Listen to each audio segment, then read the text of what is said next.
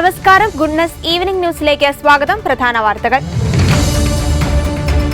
സംഭവം അത്യന്തം വേദനാജനകം. ആലപ്പുഴ അപകടത്തിൽ അനുശോചനം അറിയിച്ച മുഖ്യമന്ത്രി. കരുവന്നൂർ കള്ളപ്പണ ഇടപാട് കേസ് പ്രതികൾക്ക് ജാമ്യം അനുവദിച്ചതിനെതിരെ അപ്പീൽ നൽകി ഇഡി. വിഴിഞ്ഞം തുറമുഖ പദ്ധതി ധനസഹായം കേരളം തിരിച്ചടിച്ചേ മതിയാകൂവെന്ന് കേന്ദ്ര സർക്കാർ. ക്രിമിനൽ കേസുകളിൽ മകൻ ഹണ്ടറിന് മാപ്പ് നൽകി US president Joe Biden. Mallu Hindu WhatsApp group വിവാദം. IAS ഉദ്യോഗസ്ഥൻ K ഗോപാലകൃഷ്ണനെതിരെ കേസെടുക്കുവാൻ കഴിയില്ലെന്ന് റിപ്പോർട്ട്. വാർത്തകൾ വിശദമായി. ആലപ്പുഴ ദേശീയപാതയിൽ കളർകോട് വാഹനാപകടത്തിൽ 5 മെഡിക്കൽ വിദ്യാർത്ഥികൾ മരണപ്പെട്ട സംഭവത്തിൽ അനുശോചനം രേഖപ്പെടുത്തി മുഖ്യമന്ത്രി പിണറായി വിജയൻ. സംഭവം അത്യന്തം വേദനാജനകമാണെന്ന് മുഖ്യമന്ത്രി അനുശോചനക്കുറിപ്പിൽ പറഞ്ഞു. മരണപ്പെട്ടവരുടെ വേർപാടിൽ അനുശോചനം രേഖപ്പെടുത്തുന്നു. കുടുംബാംഗങ്ങളുടെ ദുഃഖത്തിൽ പങ്കുചേരുന്നുവെന്നും മുഖ്യമന്ത്രി അറിയിച്ചു. ആലപ്പുഴ ഗവൺമെന്റ് മെഡിക്കൽ കോളേജിലെ 1ാം വർഷ MBBS വിദ്യാർത്ഥികളായ കണ്ണൂർ സ്വദേശി മുഹമ്മദ് അബ്ദുൾ ജബ്ബാർ, ലക്ഷദ്വീപ് സ്വദേശി മുഹമ്മദ് ഇബ്രാഹിം, മലപ്പുറം സ്വദേശി ദേവാനന്ദൻ, ആലപ്പുഴ സ്വദേശി ആയുഷ് ഷാജി, പാലക്കാട് സ്വദേശി ശ്രീദീപ് എന്നിവർക്കാണ് ജീവൻ നഷ്ടമായത്. ചിലർക്ക് ഗുരുതരമായി പരിക്കേൽക്കുകയും ചെയ്തു. ഇന്നലെ രാത്രിയായിരുന്നു ദാരുണമായ അപകടം. ആലപ്പുഴയിലേക്ക് സിനിമ കാണാൻ പോവുകയായിരുന്ന വണ്ടാനം മെഡിക്കൽ കോളേജിലെ 1ാം വർഷ MBBS വിദ്യാർത്ഥികൾ സഞ്ചരിച്ചിരുന്ന കാർ നിയന്ത്രണം തെറ്റി എതിരെ വന്ന KSRTC സൂപ്പർഫാസ്റ്റ് ബസ്സിലേക്ക് ഇടിച്ചു കയറുകയായിരുന്നു. കാർ വെട്ടിപ്പൊളിച്ചാണ് വിദ്യാർത്ഥികളെ പുറത്ത് എടുത്തത്. കാറിൽ 11 പേരുണ്ടായിരുന്നു. മറ്റു 6 പേർ ചികിത്സയിൽ തുടരുകയാണ്. ഇതിൽ 2 പേരുടെ നില ഗുരുതരമാണ്. ബസ് യാത്രക്കാരായ 2 സ്ത്രീകളും ചികിത്സയിലുണ്ട്. വാടകയ്ക്ക് എടുത്ത ടവേര കാറിലായിരുന്നു സംഘം യാത്ര ചെയ്തത്. അതേസമയം അപകടത്തിന്റെ വ്യാപ്തി കൂട്ടിയത് പല ഘടകങ്ങൾ കാരണമായിരിക്കാമെന്ന് RTO AK ദിലു വ്യക്തമാക്കി. ഓവർലോഡ്, വാഹനത്തിന്റെ കാലപ്പഴക്കം, പ്രതികൂല കാലാവസ്ഥ, വാഹനമോടിച്ച വിദ്യാർത്ഥിയുടെ പരിചയക്കുറവ് എന്നിങ്ങനെ പല ഘടകങ്ങൾ അപകടത്തിലേക്ക് നയിച്ചിരിക്കാമെന്നും RTO പറഞ്ഞു. കൂടുതൽ പേർ വാഹനത്തിലുണ്ടായിരിക്കുന്നത് അപകടത്തിന്റെ ആഘാതം വർദ്ധിക്കുന്നതിന് കാരണമായി.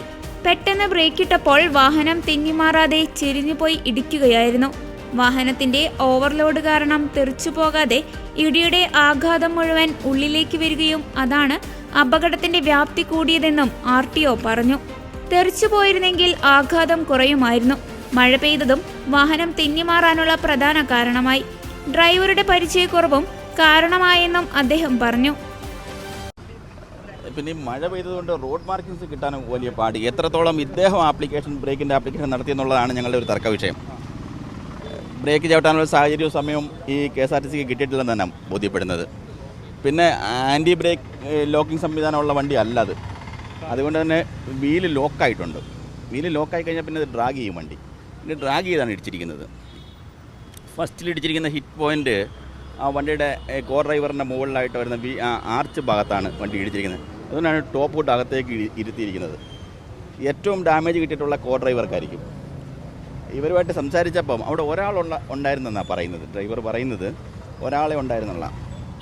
ബാക്കിയുള്ള ആൾക്കാരൊക്കെ ഈ ഇമ്പാക്റ്റിൽ ഫ്രണ്ടിലേക്ക് വന്നു കാണും. തലയുമായിട്ടൊക്കെ കൂട്ടിയിടിക്കുക, അതിൻ്റെയൊക്കെ സാഹചര്യങ്ങളുണ്ട്. ഡ്രൈവർ സേഫായത് ഇതിങ്ങനെ വണ്ടി ടെസ്റ്റ് ആയതുകൊണ്ടാണ്. ടെസ്റ്റ് ഇല്ലായിരുന്നെങ്കിൽ ഡയറക്റ്റ് കൊളീഷനായനെ. കുറച്ചുകൂടെ ഒരടിയും കൂടെ അല്ലെങ്കിൽ 1 മീറ്റർ കൂടെ കിട്ടിയിരുന്നെങ്കിൽ വണ്ടി തെന്നിപ്പോയാൽ നമുക്ക് ഇതിൻ്റെ ഇമ്പാക്റ്റ് കുറയ്ക്കാൻ പറ്റിയേനെ. ഇത് ഇമ്പാക്റ്റ് ഒന്നും നഷ്ടപ്പെട്ടില്ല. അതായത് എല്ലാം വണ്ടി തന്നെ കിട്ടി. എല്ലാം കിട്ടിയത് ആ വണ്ടിയിലുമാണ്. ഇത് അപ്പർ ബോഡി ഉള്ളൊരു വണ്ടി ആയതുകൊണ്ട് ഈ കിട്ടിയത് ഒന്നും ഒഴിവായില്ല. ഇപ്പോൾ വണ്ടി തെറിച്ചു പോയായിരുന്നെങ്കിൽ കുറച്ച് ഇമ്പാക്റ്റ് കുറഞ്ഞേനെ. അതിനൊന്നും സാഹചര്യം ഉണ്ടായില്ല. മഴ ഒരു പ്രധാന ഘടകമായി. സ്കിഡിങ്ങിൻ്റെ പ്രധാന ചാൻസ് വന്നത് മഴയാണ്. പിന്നെ ആൻറ്റി ലോക്കിംഗ് സംവിധാനമുള്ള വണ്ടിയല്ല. ഇതിൽ ലോക്കായാൽ ഈ പ്രശ്നമുണ്ട്. ഇതിൽ ലോക്കാതിരിക്കാനാണ് വിട്ട് പിടിക്കുന്നത്. ഈ കേസിൽ ആ സാഹചര്യം ഉണ്ടായിരുന്നില്ല. പരിചയക്കുറവുണ്ടാവും. 10-20 വയസ്സുള്ള പയ്യെന്ന് പറയുമ്പം 2 വർഷം മുമ്പ് അദ്ദേഹത്തിൻ്റെ ലൈസൻസ് ഇതുവരെ നമ്മളെ കാണിച്ചിട്ടില്ല. അത് ചോദിച്ചിട്ടുണ്ട്. 18 വയസ്സേ ഉള്ളൂ അല്ലേ? അതായത് 1ാം വർഷം MBBSന് വരിക എന്ന് പറയുമ്പോഴത്തേക്ക് ഒരു 20 വയസ്സ് നമുക്ക് പരമാവധി കൂട്ടാം. ഇതിൻ്റെ ലൈസൻസ് ഞങ്ങൾക്ക് വിധേയമാക്കിയിട്ടില്ല. അത് നോക്കിയിട്ട് അതിനെക്കുറിച്ച് പറയാം. അത് ഡോക്യുമെൻറ്റേഷൻ സൈഡ് ഇഷ്യൂസ് ഒന്നുമില്ല. പക്ഷേ അത് വണ്ടി ആരുടെയാണ്, അത് എന്തിന് ഇവരെടുത്തു, ഇത് ഏത് ബേസിലാണ് ഇതിൽ ഉപയോഗിച്ചത്, എന്താണ് ഇവരുമായിട്ടുള്ളൊരു നെക്സസ്, അത് മറ്റൊരു തരത്തിൽ അന്വേഷിക്കേണ്ട വിഷയമാണ്. വാഹനത്തിൻ്റെ ഫിറ്റ്നസ് ഫിറ്റ്നസ് 15 വർഷത്തേക്കുള്ള സ്വകാര്യ വണ്ടിയല്ലേ. ഇൻഷുറൻസ് ഉണ്ട്, ഇൻഷുറൻസ് വാലിഡ്, 2-ാം മാസം വരെ ഇൻഷുറൻസ് വാലിഡാണ്.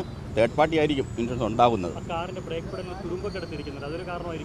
14 വർഷം പഴക്കമുള്ള വണ്ടിയല്ലേ, അങ്ങനെയൊക്കെ തന്നെ ഇരിക്കത്തുള്ളൂ. 14 വർഷം പഴക്കമുള്ള വണ്ടി. വണ്ടിയുടെ ഓവർലോഡിങ്, വണ്ടിയുടെ പഴക്കം, ഇവിടുത്തെ കാലാവസ്ഥ, റോഡിലെ ജലപാളികളുടെ അംശം, ഇവയെല്ലാം ഈ ആക്സിഡൻറ്റിലേക്ക് നയിച്ചു. ഓവർലോഡ് ആയിരുന്ന സമയത്ത് നമ്മൾ മനസ്സിലാക്കണം, 5 പേര് പുറകിലത്തെ കമ്പാർട്ട്മെൻറ്റ് ഉണ്ടെന്ന് പറയുമ്പം വണ്ടിയിലൊക്കെ ആയിരിക്കും ഇരുന്നത്. അതൊക്കെ ഇതിൻ്റെ തീവ്രത കൂട്ടി, ആക്സിഡൻറ്റിൻ്റെ തീവ്രത, കാഷ്വാലിറ്റി കൂട്ടിയത് അതൊക്കെയാണ്. മാസ് കൂടിയില്ലേ വണ്ടിയുടെ, അപ്പോൾ അതിൻ്റെ ഇമ്പാക്റ്റിൽ എഫക്റ്റും കൂടി, ഒട്ടും ചോർന്നു പോയില്ല. ഇതിൻ്റെ കൊളീഷൻ്റെ എഫക്റ്റ് എല്ലാം ആ വണ്ടിയിൽ തന്നെ കിട്ടി. തെന്നിപ്പോയിരുന്നെങ്കിൽ, തെറിച്ച് പോയിരുന്നെങ്കിൽ, ഒഴുകി മാറിയിരുന്നെങ്കിലൊക്കെ ഇതിനെ കുറയ്ക്കാനായേനെ, പരിക്കുകളോട് രക്ഷപ്പെടാൻ കഴിഞ്ഞേനെ. നീലട്രോളി കള്ളപ്പണ ആരോപണങ്ങൾ ആവർത്തിച്ച CPM-ന് മറുപടിയുമായി പാലക്കാട് MLA രാഹുൽ മാങ്കൂട്ടത്തിൽ.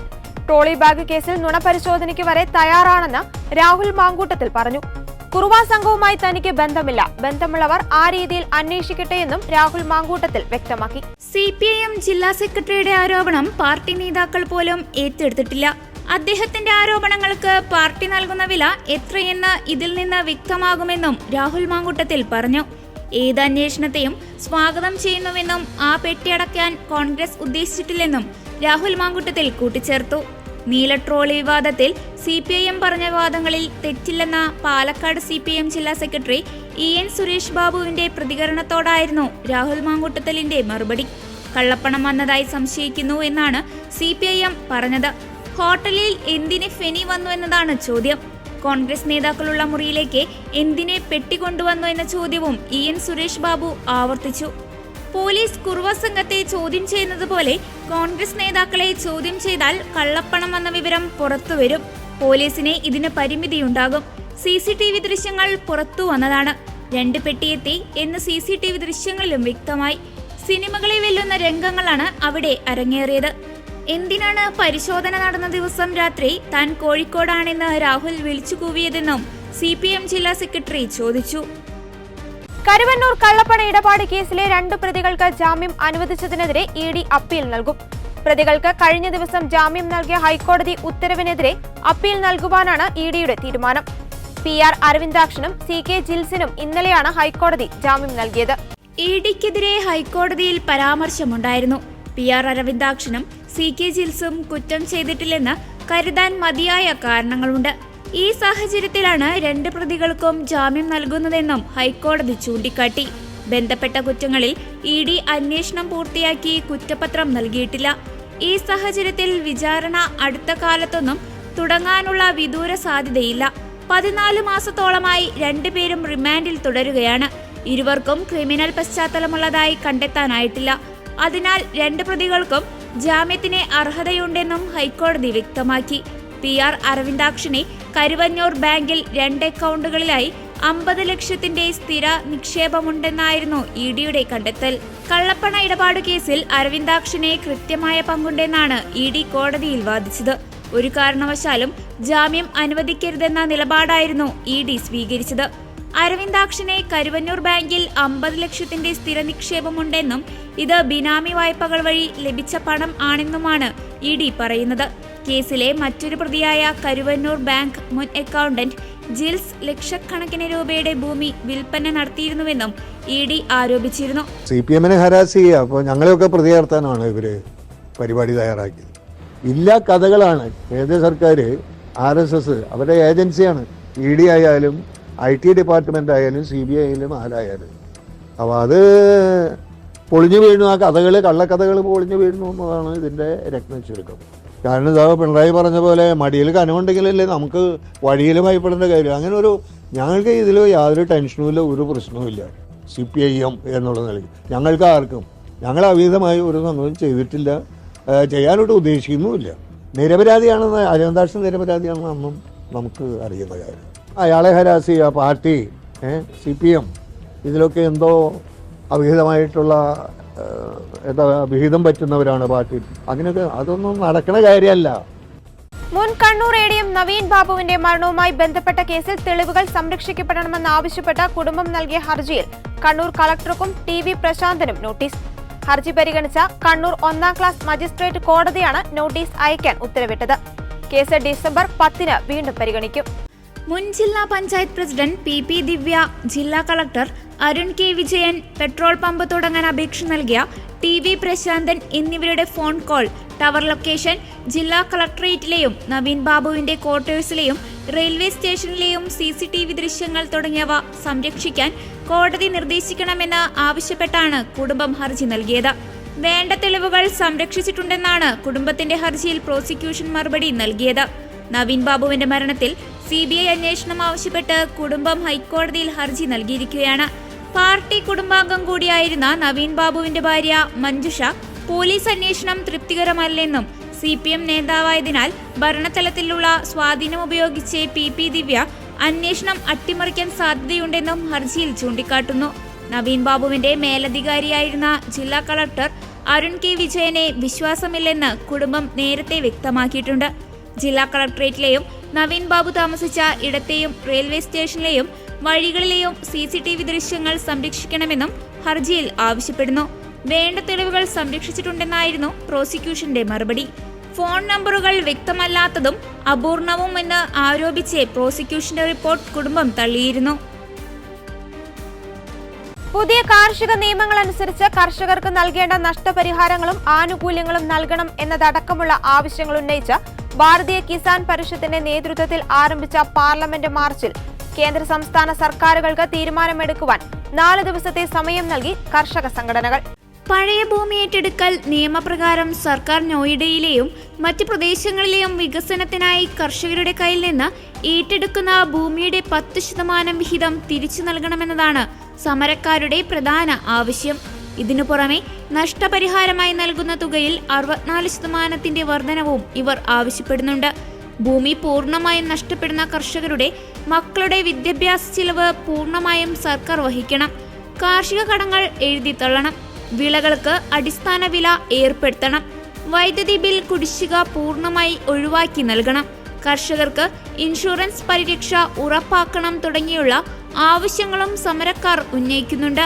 ഇപ്പോൾ നോയിഡയിലെത്തിയിട്ടുള്ള കർഷകർക്ക് പുറമെ മാസങ്ങൾക്ക് മുമ്പ് ഡൽഹി ചലോ മാർച്ച് ആരംഭിച്ച ഭാരതീയ കിസാൻ യൂണിയന്റെയും കിസാൻ മോർച്ച നോൺ പൊളിറ്റിക്കലിന്റേതും ഉൾപ്പെടെയുള്ള പ്രവർത്തകർ പഞ്ചാബ് ഹരിയാന അതിർത്തി പ്രദേശമായ ശംഭുവിൽ തമ്പടിച്ചിട്ടുണ്ട്.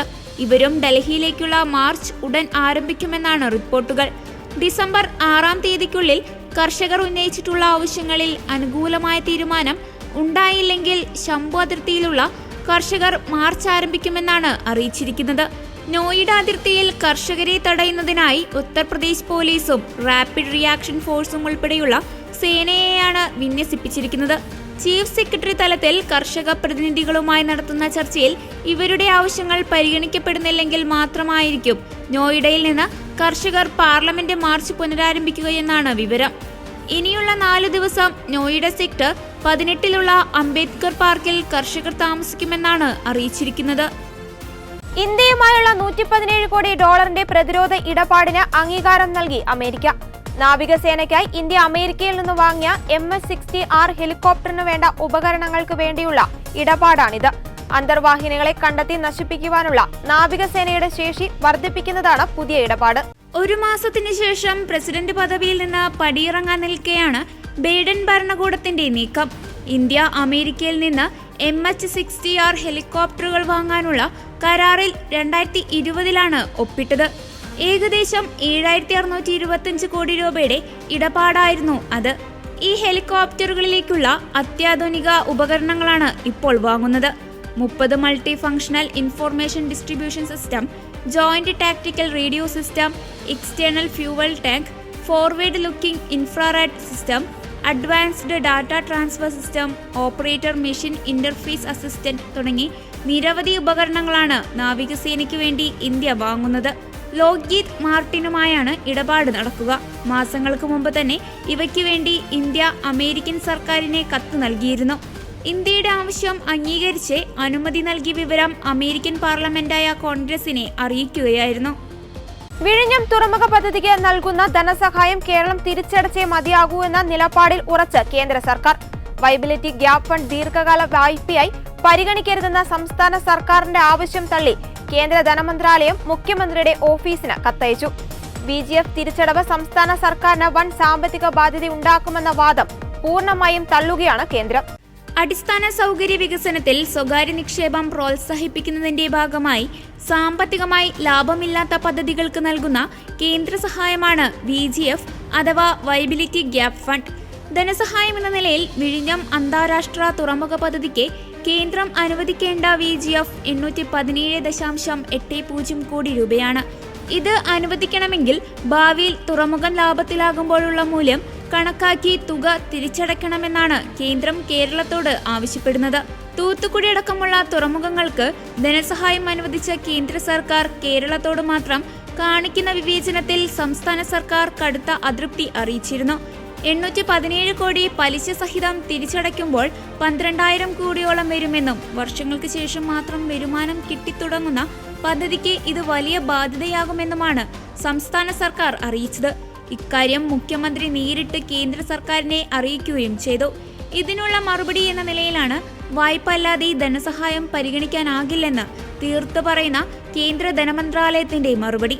അർഹമായ ആനുകൂല്യങ്ങൾ തടഞ്ഞുവെച്ച് സംസ്ഥാനത്തെ സാമ്പത്തിക ഉപരോധത്തിലാക്കുന്ന കേന്ദ്ര നടപടിക്കെതിരെ കടുത്ത പ്രതിഷേധം നിലനിൽക്കെയാണ് വിഴിഞ്ഞം തുറമുഖ പദ്ധതിയോടും കേന്ദ്രം മുഖം തിരിച്ച് നിൽക്കുന്നത്. പദ്ധതിക്ക് ചിലവ് വരുന്ന 8,867 കോടി രൂപയിൽ 5,595 കോടിയാണ് സംസ്ഥാന സർക്കാർ മുടക്കേണ്ടത്. ഇതിൽ 2,259 കോടി സംസ്ഥാനം ചിലവഴിച്ചിട്ടും 1 രൂപ പോലും മുടക്കാൻ കേന്ദ്രം തയ്യാറായിട്ടില്ലെന്നാണ് സംസ്ഥാന സർക്കാരിന്റെ അവകാശവാദം. മല്ലു ഹിന്ദു വാട്സാപ്പ് ഗ്രൂപ്പ് വിവാദത്തിൽ IAS ഉദ്യോഗസ്ഥൻ K ഗോപാലകൃഷ്ണനെതിരെ കേസെടുക്കുവാൻ കഴിയില്ലെന്ന് റിപ്പോർട്ട്.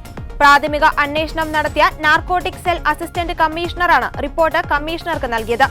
കൊല്ലം DCC ജനറൽ സെക്രട്ടറി നൽകിയ പരാതിയിലായിരുന്നു പ്രാഥമിക അന്വേഷണം നടത്തിയത്. ഗ്രൂപ്പിൽ ചേർത്ത വ്യക്തികൾ പരാതി നൽകിയാൽ മാത്രമേ കേസ് നിലനിൽക്കൂ. മറ്റൊരാൾ പരാതി നൽകിയാൽ കേസെടുക്കുന്നതിൽ നിയമ തടസ്സമുണ്ട്. ഗ്രൂപ്പുകളിൽ ഏതെങ്കിലും പരാമർശമടങ്ങിയ സന്ദേശങ്ങളില്ല. അതിനാൽ കേസ് നിലനിൽക്കില്ലെന്ന് പ്രാഥമിക റിപ്പോർട്ട്. സുപ്രീം കോടതി വിധികൾ ചൂണ്ടിക്കാട്ടിയാണ് റിപ്പോർട്ടുള്ളത്. വ്യവസായ വകുപ്പ് ഡയറക്ടർ K ഗോപാലകൃഷ്ണന്റെ സസ്പെൻഷനിലേക്ക് നയിച്ച Mallu Hindu WhatsApp app group പുറത്തു വന്നത് വിവാദമായിരുന്നു. കേട്ടുകേൾവിയില്ലാത്ത വിധത്തിലായിരുന്നു ഗോപാലകൃഷ്ണൻ അഡ്മിനായുള്ള ഗ്രൂപ്പ് ഉണ്ടാക്കിയത്. സർവീസിലെ ഉന്നത ഉദ്യോഗസ്ഥരടക്കം ഹിന്ദുമത വിഭാഗത്തിലുള്ളവരെ മാത്രം അംഗങ്ങളാക്കിയായിരുന്നു ഗ്രൂപ്പ്. ഫോൺ ഹാക്ക് ചെയ്ത് 11 വാട്സപ്പ് ആപ്പ് ഗ്രൂപ്പിലേക്ക് ചേർത്തു എന്നായിരുന്നു ഗോപാലകൃഷ്ണന്റെ വിശദീകരണം. K ഗോപാലകൃഷ്ണൻ IASന്റെ കുറ്റാരോപണ മെമ്മോ നൽകിയിരുന്നു. ചീഫ് സെക്രട്ടറിയാണ് ചാർജ് മെമ്മോ നൽകിയത്. ഗോപാലകൃഷ്ണൻ IAS ഉദ്യോഗസ്ഥർക്കിടയിൽ വിഭാഗീയതയുണ്ടാക്കാൻ ശ്രമിച്ചുവെന്നും സർവീസ് പെരുമാറ്റച്ചട്ടം ലംഘിച്ചുവെന്നും മെമ്മോയിലുണ്ട്. 1 മാസത്തിനുള്ളിൽ മറുപടി നൽകണമെന്ന് ചീഫ് സെക്രട്ടറി അറിയിച്ചു. മറുപടി തൃപ്തികരമല്ലെങ്കിൽ അച്ചടക്ക നടപടിയിലേക്ക് പോകുമെന്നാണ് മുന്നറിയിപ്പ്. ചില കുറ്റങ്ങൾ ചെയ്തെന്ന കണ്ടെത്തലിന് പിന്നാലെ ഗോപാലകൃഷ്ണനെ സസ്പെൻഡ് ചെയ്തിരുന്നു. സംസ്ഥാനത്തിന് പുറമെ IAS കേന്ദ്രവുമായി ബന്ധപ്പെട്ട വിഷയമായതിനാൽ നിരവധി സാങ്കേതിക നടപടികളുണ്ട്. കുറ്റാരോപിതനെ മറുപടി നൽകാൻ ഒരവസരം എന്ന നിലയിലാണ് കുറ്റാന്വേഷണ മെമ്മോ നൽകിയത്. മകൻ ഹണ്ടർ ബൈഡൻ ചെയ്ത എല്ലാ കുറ്റകൃത്യങ്ങൾക്കും പ്രസിഡന്റിന്റെ പ്രത്യേക അധികാരം ഉപയോഗിച്ച് മാപ്പ് നൽകിയ ജോ ബൈഡന്റെ തീരുമാനത്തിനെതിരെ അമേരിക്കയിൽ വ്യാപക പ്രതിഷേധം.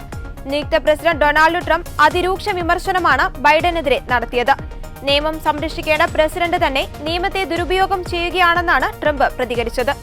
ബൈഡൻ മാപ്പ് നൽകിയവരുടെ പട്ടികയിൽ ക്യാപിറ്റോൾ കലാപത്തിലെ പ്രതികളുണ്ടോ എന്നും ട്രംപ് ചോദിച്ചു. ബൈഡൻ ചെയ്തത് നീതി നിഷേധമാണെന്നും ട്രംപ് സമൂഹമാധ്യമത്തിൽ കുറിച്ചു. ട്രംപിന് പിന്നാലെ കൂടുതൽ നേതാക്കൾ ബൈഡനെ വിമർശിച്ച് രംഗത്തെത്തി. മകൻ ഹണ്ടറെ ക്രിമിനൽ കുറ്റങ്ങളിൽ നിന്ന് രക്ഷിക്കാൻ ബൈഡൻ അധികാരം ദുർവിനിയോഗം ചെയ്തെന്ന് റിപ്പബ്ലിക്കൻ നേതാക്കൾ ആരോപിച്ചു. അതേസമയം ബൈഡനെ ന്യായീകരിച്ച് വൈറ്റ് ഹൗസ് രംഗത്തെത്തി. രാജ്യത്തെ നിയമവ്യവസ്ഥയ്ക്കകത്തുള്ള കാര്യങ്ങൾ മാത്രമേ പ്രസിഡന്റ് ചെയ്തിട്ടുള്ളൂവെന്നാണ് വൈറ്റ് ഹൗസിന്റെ വിശദീകരണം. തന്റെ മകനാണെന്ന കാരണത്താൽ ഹണ്ടർ ബൈഡൻ വേട്ടയാടപ്പെടുകയായിരുന്നുവെന്ന് അവകാശപ്പെട്ടുകൊണ്ടാണ് നേരത്തെ ബൈഡൻ മാപ്പ് നൽകാനുള്ള തീരുമാനം പ്രഖ്യാപിച്ചത്. അനധികൃതമായി തോക്ക് കൈവശം വെച്ച കേസിലും നികുതി വെട്ടിപ്പ് കേസുകളിലും ഹണ്ടർ ബൈഡൻ പ്രതിയായിരുന്നു. ഈ കേസുകളിലാണ് പ്രസിഡന്റ് മാപ്പ് നൽകിയത്. പ്രസിഡന്റിനെ US ഭരണഘടന അനുവദിക്കുന്ന പ്രത്യേക അധികാരം ഉപയോഗപ്പെടുത്തിയാണ് ബൈഡന്റെ ഈ തീരുമാനം. അമേരിക്കൻ പ്രസിഡന്റ് പദവിയിലെത്തുന്നവർ ഈ അധികാരം പലപ്പോഴും ഉപയോഗപ്പെടുത്താറുണ്ട്. 2 ടൈമുകളിലായി ബറാക് ഒബാമ 1927 തവണയും ആദ്യ ടൈമിൽ ഡൊണാൾഡ് ട്രംപ് 237 തവണയും ഈ അധികാരം ഉപയോഗപ്പെടുത്തിയിട്ടുണ്ട്. ജനുവരി 2014 മുതൽ 2024 വരെയുള്ള കാലയളവിലെ വിവിധ കുറ്റകൃത്യങ്ങൾക്കാണ് ഹണ്ടർ ബൈഡൻ വിചാരണ നേരിടുന്നത്. അനധികൃതമായി തോക്ക് കയ്യിൽ വെച്ചു എന്നതും നികുതി വെട്ടിപ്പുമാണ് പ്രധാന കുറ്റങ്ങൾ. മയക്കുമരുന്നിന് കൂടി അടിമയായിരുന്നു ഹണ്ടർ. ഇക്കൊല്ലം ജൂണിലാണ് ഹണ്ടർ കുറ്റക്കാരനെന്ന് ഫെഡറൽ കോടതി കണ്ടെത്തിയത്. ഇത്രയും കുറ്റങ്ങൾ നേരിടുന്ന മകനെ ഒരിക്കലും മാപ്പ് നൽകില്ലെന്ന് ബൈഡൻ ഉറപ്പു നൽകിയിരുന്നു. എന്നാൽ ബൈഡൻ തീരുമാനം മാറ്റിയതോടെ ഹണ്ടറിനെതിരെയുള്ള വിചാരണയും മറ്റും നിർത്തിവെക്കാനുള്ള സാഹചര്യങ്ങളും തെളിഞ്ഞു. വടക്കൻ തമിഴ്നാടിനും തെക്കൻ കർണാടകയ്ക്കും മുകളിൽ സ്ഥിതി ചെയ്തിരുന്ന ന്യൂനമർദ്ദം കർണാടക തീരത്തിനും മധ്യ പടിഞ്ഞാറൻ അറബിക്കടലിനും മുകളിൽ ശക്തി കൂടിയ ന്യൂനമർദ്ദമായി മാറിയതായി കേന്ദ്ര കാലാവസ്ഥാ വകുപ്പ്. ഇതിനെ തുടർന്ന് വടക്കൻ ജില്ലകളിൽ ശക്തമായ മഴ തുടരാനാണ് സാധ്യതയെന്നുമാണ് കാലാവസ്ഥാ പ്രവചനം. കേന്ദ്ര ജല കമ്മീഷന്റെ പത്തനംതിട്ട ജില്ലയിലെ കല്ലൂപ്പാറ സ്റ്റേഷൻ, സംസ്ഥാന ജലസേചന വകുപ്പിന്റെ വള്ളംകുളം സ്റ്റേഷൻ എന്നിവിടങ്ങളിൽ ജലനിരപ്പ് അപകടകരമായ നിരപ്പിലെത്തിയിരിക്കുന്ന സാഹചര്യത്തിൽ നദിക്കരയിൽ താമസിക്കുന്നവർ അതീവ ജാഗ്രത പുലർത്തേണ്ടതാണ്. അധികൃതരുടെ നിർദ്ദേശാനുസരണം പ്രളയ സാധ്യതയുള്ളയിടങ്ങളിൽ നിന്ന് മാറി താമസിക്കാൻ തയ്യാറാകണമെന്നും മുന്നറിയിപ്പിൽ പറയുന്നു. പത്തനംതിട്ട ജില്ലയിലെ മണിമല നദിയിൽ ജലനിരപ്പ് അപകടകരമായ നിലയിൽ എത്തിയതിനാൽ നദിക്കരയിൽ താമസിക്കുന്നവർ ജാഗ്രത പാലിക്കണം. ശക്തമായ മഴ ലഭിച്ചുകൊണ്ടിരിക്കുന്ന മലയോര മേഖലയിൽ മണ്ണിടിച്ചിൽ, ഉരുൾപൊട്ടൽ, മലവെള്ളപ്പാച്ചിൽ സാധ്യതയുള്ള പ്രദേശങ്ങളിലുള്ളവർ സുരക്ഷിതമായ സ്ഥലത്തേക്ക് മാറി താമസിക്കേണ്ടതാണ്. സ്ഥിരമായി വെള്ളക്കെട്ട് രൂപപ്പെടാറുള്ള താഴ്ന്ന പ്രദേശങ്ങളിൽ താമസിക്കുന്നവർ സാഹചര്യം വിലയിരുത്തി തയ്യാറാക്കപ്പെടുന്ന ക്യാമ്പുകളിലേക്ക് മാറണം. ശക്തമായ കാറ്റിനെ സാധ്യതയുള്ളതിനാൽ അടച്ചുറപ്പില്ലാത്ത വീടുകളിൽ താമസിക്കുന്നവരും മേൽക്കൂര ശക്തമല്ലാത്ത വീടുകളിൽ താമസിക്കുന്നവരും പ്രത്യേക ജാഗ്രത പാലിക്കേണ്ടതാണ്. അപകടാവസ്ഥ മുന്നിൽ കാണുന്നവർ അധികൃതരുമായി ബന്ധപ്പെട്ട് സുരക്ഷിതമായ സ്ഥലങ്ങളിലേക്ക് സുരക്ഷാ മുൻകരുതലിന്റെ ഭാഗമായി മാറി താമസിക്കണം. ശക്തമായ മഴ പെയ്യുന്ന സാഹചര്യത്തിൽ ഒരു കാരണവശാലും നദികൾ മുറിച്ചു കടക്കാനോ നദികളിലോ മറ്റ് ജലാശയങ്ങളിലോ കുളിക്കാനോ മീൻ പിടിക്കാനോ മറ്റാവശ്യങ്ങൾക്കോ ഇറങ്ങാൻ പാടുള്ളതല്ല. മഴ ശക്തമാകുന്ന അവസരങ്ങളിൽ അത്യാവശ്യമല്ലാത്ത യാത്രകൾ പരമാവധി ഒഴിവാക്കുക. വെള്ളച്ചാട്ടങ്ങൾ, ജലാശയങ്ങൾ, മലയോര മേഖലകൾ എന്നിവിടങ്ങളിലേക്കുള്ള വിനോദയാത്രകൾ മഴ മുന്നറിയിപ്പ് മാറുന്നതുവരെ ഒഴിവാക്കേണ്ടതാണെന്നും നിർദ്ദേശമുണ്ട്. ഇതോടെ ഗുഡ്നസ് ഈവനിംഗ് ന്യൂസ് ഇവിടെ പൂർണ്ണമാകുന്നു. കൂടുതൽ വാർത്താ അപ്ഡേറ്റുകൾക്കായി ഗുഡ്നസ് ന്യൂസ് ചാനൽ സന്ദർശിക്കുക. നന്ദി.